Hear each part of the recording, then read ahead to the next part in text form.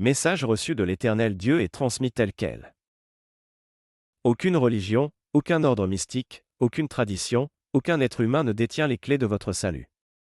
Seule la vie dans la crainte de Dieu vous ouvre grandement les portes du paradis. Je n'ai établi aucune religion sur cette terre. Je les accepte tant qu'elles permettent, à vous mes enfants, de vous retrouver dans un cadre ou une communauté qui vous permet de vous concentrer et tourner votre regard vers moi, votre Dieu créateur.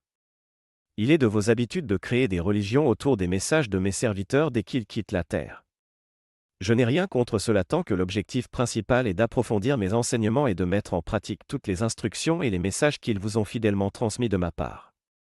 Ma volonté, mes 10 commandements et mes saintes lois ne changent jamais. C'est pourquoi, toutes les religions de la terre devraient enseigner la même chose pour une et une seule adoration de Dieu, comme c'est le cas au paradis où les anges ne font que ma volonté. L'authentique vérité de Dieu est une, intangible et indivisible. Alors, pourquoi autant de religions pour m'adorer sur cette terre des hommes? Où me mettez-vous dans vos pratiques religieuses? Mon Fils Jésus-Christ est venu en mission de sauvetage pour vous remettre sur les rails lorsque vous empruntiez inexorablement le chemin de la perdition. Malgré tout, vous êtes resté fidèle à votre entêtement à vous égarer. Alors, j'ai envoyé le Saint-Esprit pour enchaîner Lucifer et vous conduire dans toute la vérité. Quelle autre preuve d'amour, de miséricorde et de longanimité attendez-vous de moi votre Dieu? Vous mes enfants, vous êtes pitoyablement têtus et obtus. Je mets tout en œuvre pour vous secouer afin de vous aider à ouvrir les yeux, mais vous préférez les fermer et marcher à tâtons en pleine journée. Vous ressemblez à des prisonniers qui préfèrent rester en prison lorsqu'on leur ouvre les portes de la liberté. Je vous ai créé, mais parfois je ne comprends pas vos agissements. La multiplicité des religions est la marque de l'orgueil, la suffisance, l'impatience, la désobéissance et la perdition de l'homme. L'homme n'a aucune crainte, aucune retenue à tripatouiller, voire tronquer mes authentiques enseignements, à sa convenance. L'homme emprunte de mes enseignements ce qu'il veut et leur fait dire ce qui lui plaît, pour ses intérêts égoïstes. L'homme ne se soucie guère de la voix de Jésus. Homme, que veux-tu?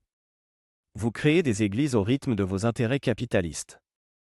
Vous créez des lieux de formation des soi-disant serviteurs de Dieu faisant de mon œuvre un véritable business sur terre. Je le répète, on est serviteur de Dieu, on ne le devient pas. C'est moi Dieu qui choisis et établis mes serviteurs depuis les cieux avant leur naissance sur terre. Mes serviteurs naissent avec les enseignements et les dons afférents à leurs missions respectives. Aucun don ne s'apprend ni ne se donne par autrui. Satan vous illusionne à vous donner des dons alors qu'il vous envoûte et vous envoie envoûter mes enfants, à longueur de journée. Dans cet imbroglio indescriptible que vous avez créé sur terre, la seule voie de salut est une vie menée dans ma crainte en tout temps et en tout lieu. Vivre dans ma crainte, c'est être conscient que je vous vois. Vivre dans ma crainte, c'est préalablement respecter mon premier commandement, s'autodiscipliner spirituellement et aspirer vivement à une vie de piété. En d'autres termes, c'est aimer l'Éternel votre Dieu de tout votre cœur. En un mot, c'est m'honorer, me servir sans penser à vous-même. Pour ce faire, vous devez vous éloigner des vices, surveiller vos fréquentations et votre comportement sexuel, puis vous marier lorsque les conditions sont réunies, vous habiller décemment tout en vous éloignant de la mode, prendre soin de votre corps, surveiller l'usage de la parole en faisant attention au bavardage, aux commérages et calomnies inutiles, aspirer vivement à la noblesse, la pureté, la fidélité.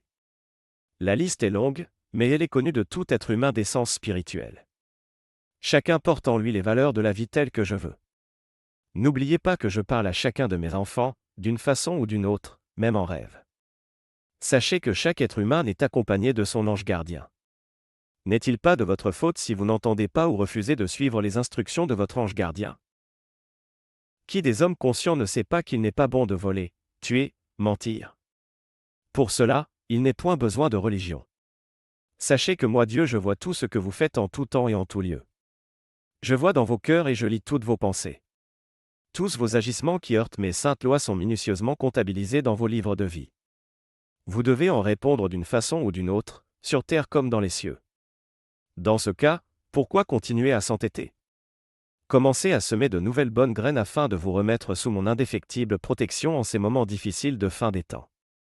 Le pire reste à venir, car le moment arrive lorsque face à la souffrance, les hommes appelleront la mort en vain.